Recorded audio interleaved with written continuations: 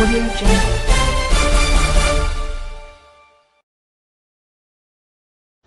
Good afternoon. Here is the national news from BGI TV Current. I am Morire Rabila Lawal.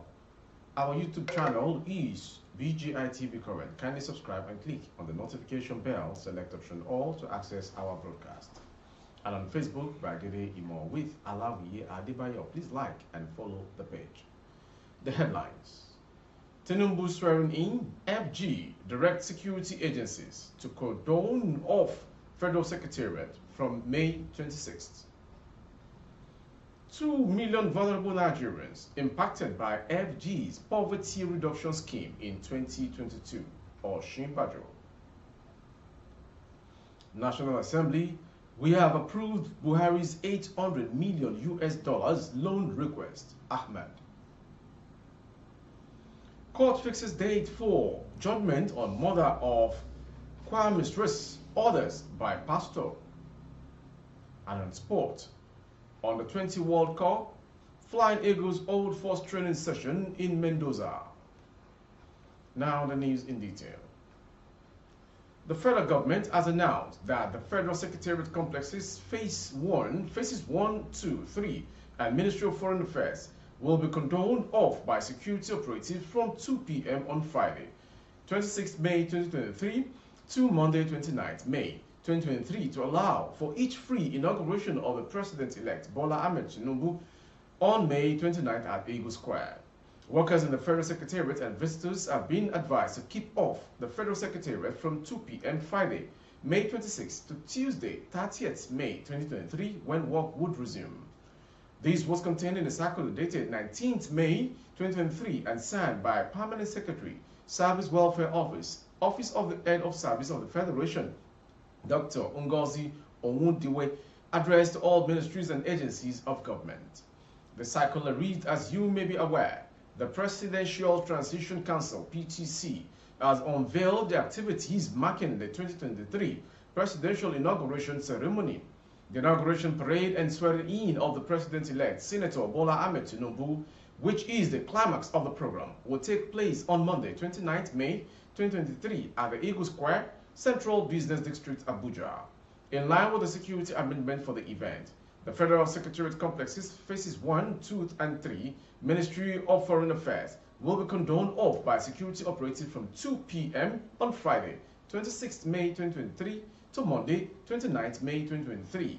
According to the officers and attendant visitors to the affected areas will not be allowed access till Tuesday, 30th May 2023, when work will resume in earnest. Kindly bring the content of this circular to the attention of all concerned, it stated.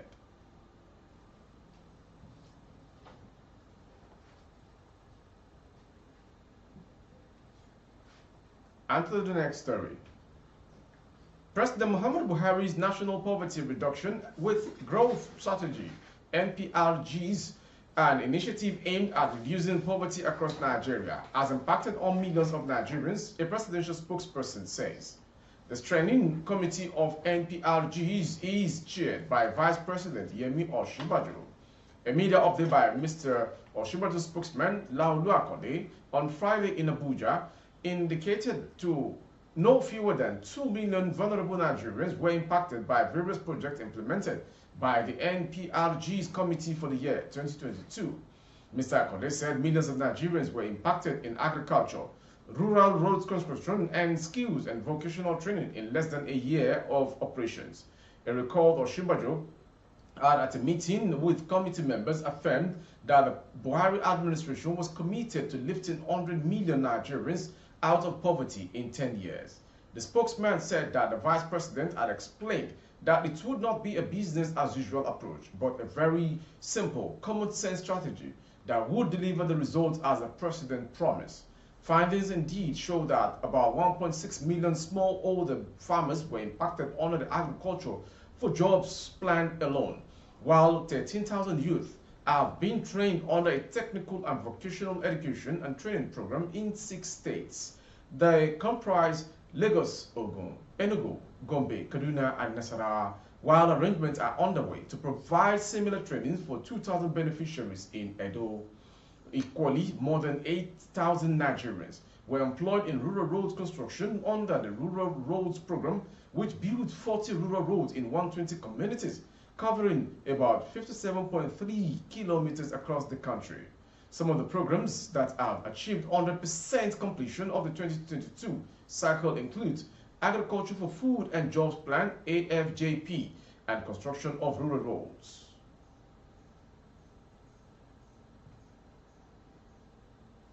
And to the next story.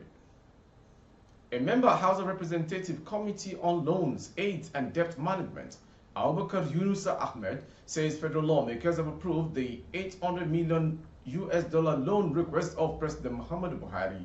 The lawmaker, however, argued that the loan would not be utilized by Buhari administration, saying the incoming government would deploy its own approach to utilize the loan. The $800 million, there were so many talks that we did, especially we in the loan committee, and we advised them, first, leave this thing to the incoming government. Ahmed, who was a guest on China's television Sunrise Daily on Friday, said, but since the loan has been granted, we can collect. If we cannot use it, it may be when the incoming government comes, they may have a different approach to issues, maybe unlike this government that is here. Thank God, I won't say it clearly, but it was on the social media that probably they intended not to use any Buhari's ministers because they have already taken them to have underperformed. So the issue is, we have granted that loan, it is approved, so we want Nigerians to take it, but it's going to be utilized by this outgoing government. Now, if the incoming government comes, we will see also their own templates. The $800 million, there were so many talks that we did, especially we in the loans committee, and we advised them, first, leave this thing to the incoming government. But since the loan has been granted, well, we can collect.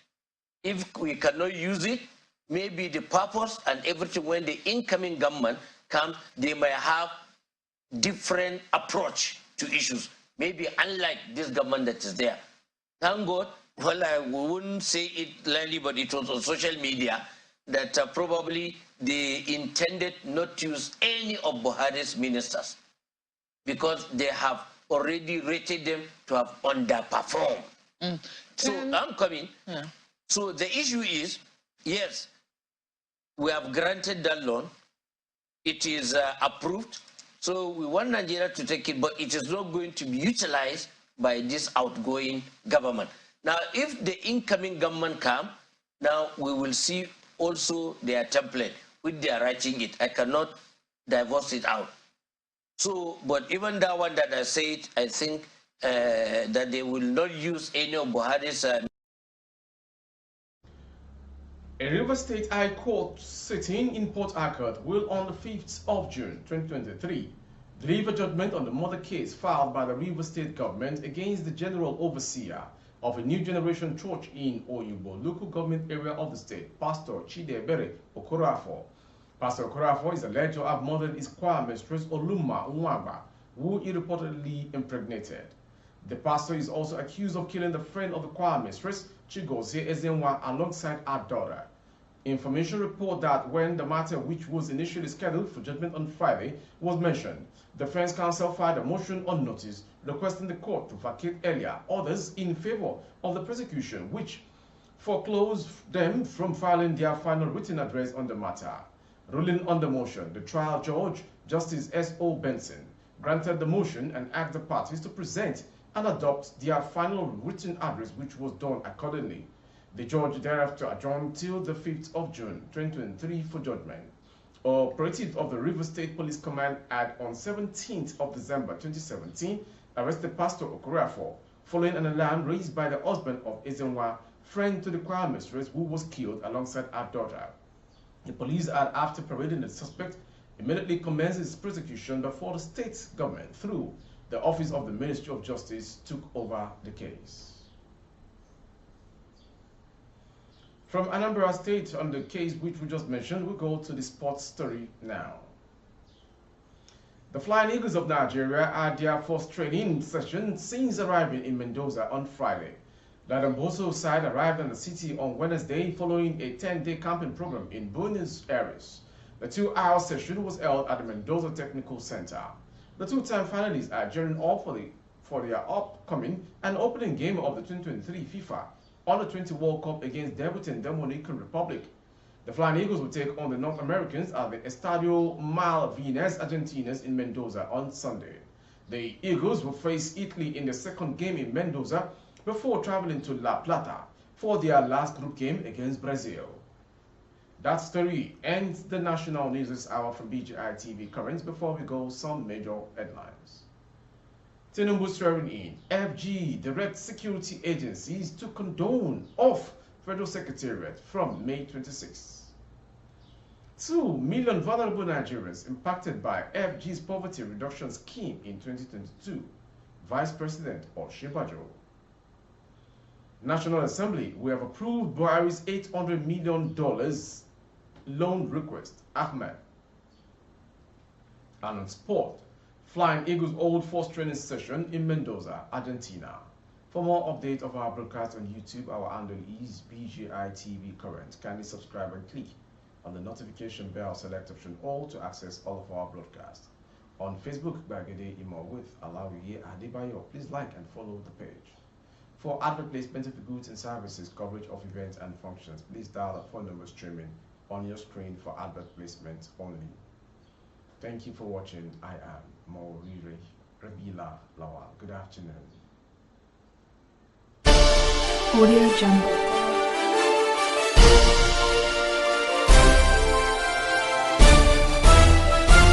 Audio Jungle.